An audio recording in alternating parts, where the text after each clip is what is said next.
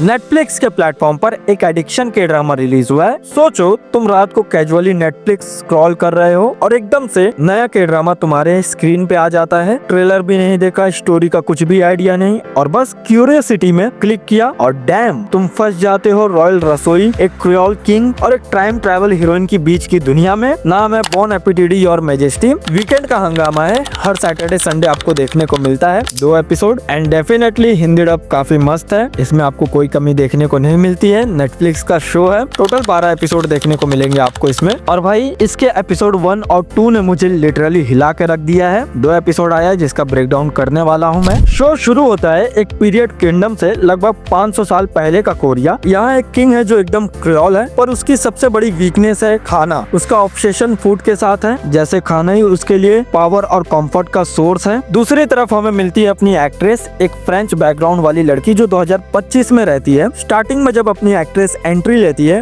उसके डायलॉग्स और बिहेवियर इतने मॉडर्न लगते हैं कि मुझे लगा अरे ये तो राइटिंग मिस्टेक है, पर फिर भी एकदम शॉक लगता है जब रिवील होता है कि वो लड़की सच में 2025 से टाइम ट्रैवल करके आई है और यहीं से स्टोरी अपने असली ट्रैक पे आती है। शो का सेलिंग पॉइंट नंबर 1 फूड। भाई इस शो में खाना सिर्फ खाना नहीं, एकदम कैरेक्टर बन गया है। रॉयल रसोई की विजुअल्स, तंदूर की आग, स्लो मोशन में गिरता ग्रेवी का तड़का, कैमरा फूड को इस तरह ट्रैक करता है कि जैसे हीरो हो। हर डिश एक पावर गेम बन जाती है। Number 2 love story. किंग और अपनी एक्ट्रेस की बीच की केमिस्ट्री इंस्टेंट नहीं है। किंग उसको एक विच समझता है क्योंकि अपनी एक्ट्रेस का बिहेवियर और आउटफिट पूरी तरह मॉडर्न है, और अपनी एक्ट्रेस खुद बिलीव नहीं कर पा रही है कि वो टाइम ट्रेवल कर गई। ये स्लो बन ट्रस्ट और अट्रैक्शन को और भी ज्यादा रियल बनाता है। नंबर 3 टाइम ट्रेवल कोई हैवी साइंस ज्ञान नहीं, सिंपल और इमोशनल नैरेटिव है। अपनी एक्ट्रेस का डिसबिलीफ, शॉक और कल्चरल क्लैश रियल लगता है। तुम सोचो अगर हम आज के टाइम से 500 साल पहले चले जाएं तो हमारा भी रिएक्शन वही होगा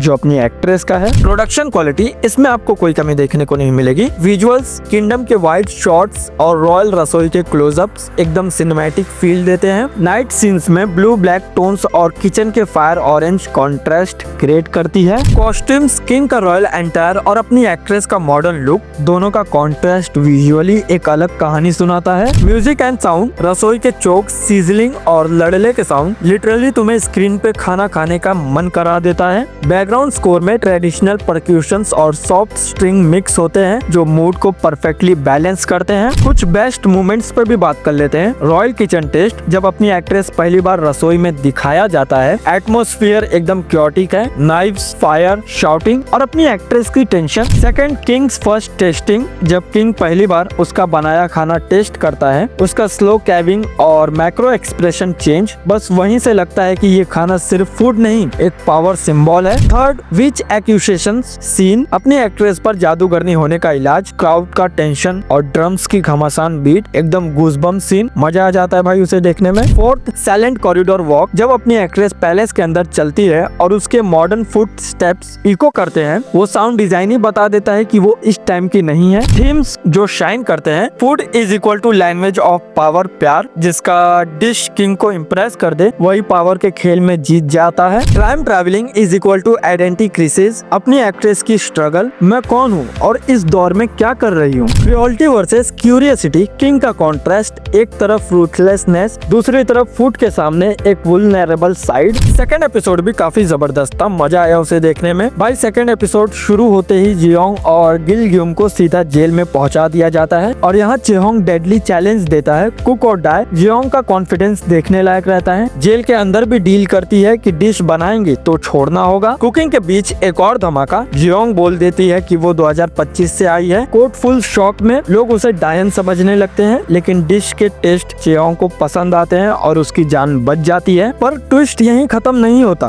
रॉयल सेक्रेटरी सोल्जर को मारने का ऑर्डर दे देता है और इसी केस में रिवील होता है कि चेहोंग ही एक्चुअली योनहू गन है। मतलब अब स्टोरी सिर्फ फूड और लव नहीं बल्कि पॉलिटिक्स और डेंजरस गेम भी शुरू होने वाले हैं। डेफिनेटली आपको इसमें प्रॉब्लम्स देखने को मिलते हैं। कुछ डायलॉग्स स्टार्टिंग में आउट ऑफ एरा लगते हैं, पर टाइम ट्रैवलिंग रिवील सेटिस्फाई कर देता है। टोन कभी कभी फास्ट फूड से फाइन डिनिंग में स्विच कर जाता है, एकदम लाइट रोमांस से हैवी पॉलिटिक्स पे, जो सबको डाइजेस्ट नहीं होने वाला। स्पेकुलेशन, क्या अपनी एक्ट्रेस 2025 में वापस जा पाएगी? क्या रॉयल किचन पॉलिटिक्स का बैटल ग्राउंड बनेगा? क्या किंग और अपनी एक्ट्रेस की स्लो बन केमिस्ट्री एकदम फुल कोर्स मिल बनेगी या पॉइजन डिश निकलेगी। एपिसोड 1 एंड 2 का रनिंग टाइम 1 घंटा 20 मिनट है, पर एक भी सीन बोर नहीं करता। मुझे लगा था शायद ड्रैग करेगा, बट पेसिंग टाइट है, सिनेमेटोग्राफी टॉप नॉच है, परफॉर्मेंस सॉलिड और कॉन्सेप्ट एकदम यूनिक। अगर तुम्हें Mr Queen Alchemy of Souls या Live Up to Your Name पसंद आया था भाई, ये शो तुम्हारे लिए रॉयल बफेट होगा। अभी इसको लेकर मैं ज्यादा हाइप क्रिएट नहीं करने वाला, क्या पता ये आगे चल के आपको डिसअपॉइंट करे। एंड मुझे भी जब ये पूरा आ जाएगा तो मैं इसका एक फुल डिटेल रिव्यू भी प्रोवाइड करूंगा आपको। तो भाई तुम्हें क्या लगता है, अपनी एक्ट्रेस किंग का दिल जीतेगी या रसोई पॉलिटिक्स में फंस जाएगी? अपना रॉयल ओपिनियन कमेंट में लिखो।